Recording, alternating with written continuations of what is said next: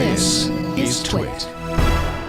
It was a big day for earnings reports, some good, some ugly. Let's start with the good. Microsoft reported its overall Surface revenue soared to about $908 million in the first quarter of 2015. That's the most recent quarter for them, thanks to healthy Surface Pro 3 sales.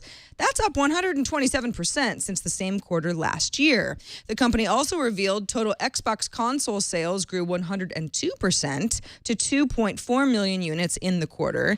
Now, Sony's PlayStation 4 is still winning that sales battle against the Xbox. In fact, last month's sales were the 9th consecutive month that Microsoft lost to Sony. That's according to data from NPD. Still, for a software company like Microsoft, these are pretty good hardware numbers. And now to the darker side of hardware. Amazon said in a conference call following its third quarter earnings report that it would take a $170 million charge, primarily related to Fire Phone inventory valuation and supplier commitment costs.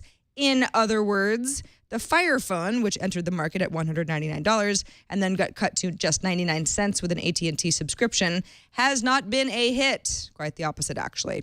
Amazon also announced a $437 million net loss in the third quarter on $20.58 billion of revenue, while analysts were expecting, well, better numbers. The company's forecast for the current holiday quarter, $27.3 to $30.3 billion, also fell short of analysts' hopes.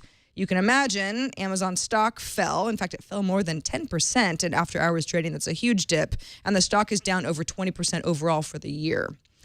Facebook's got a new standalone app. Boy, they love those standalone apps these days. This is just for iOS for now, and it's a forums app called Rooms, which allows you to withhold your real name and identity and set up a discussion space about a topic and customize the look and moderation settings and set a screen name for the room and choose who to invite to share text and photos and videos and comments with others in the room.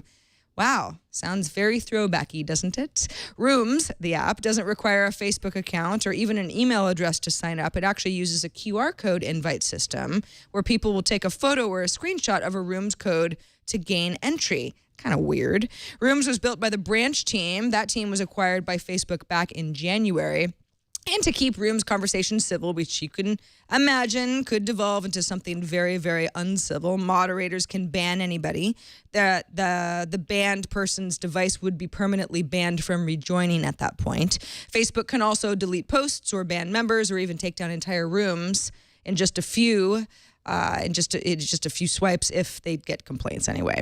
Now, Rooms is available in just a few English-speaking countries, including the U.S. and the UK, and the team says an Android version is tentatively planned for early 2015. Whatever that means. Online marketplace Etsy will start offering free credit card readers to some of its U.S. sellers to help extend its reach beyond the internet.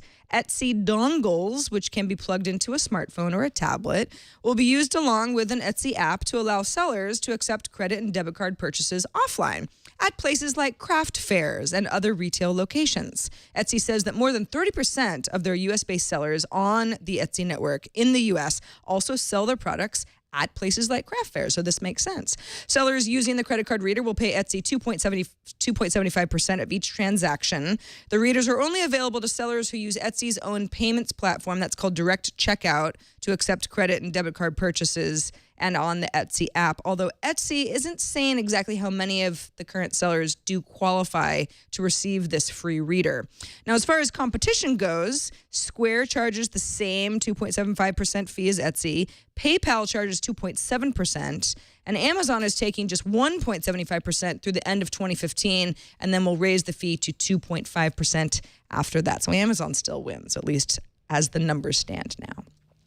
Earlier today on TNT, we reported that Sapphire supplier GT Advanced Technologies had officially announced a settlement with Apple and that the two companies were dissolving their partnership, ending their production agreement, and eliminating contractual ties that kept GT from selling its Sapphire to other parties.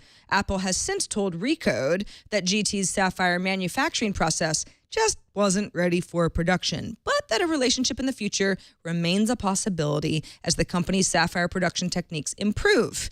Apple also plans to look for other ways to use the Mesa, Arizona facility that it bought for GT Advanced to make Sapphire, which will be no longer used after GT fully shuts down operations at the end of December.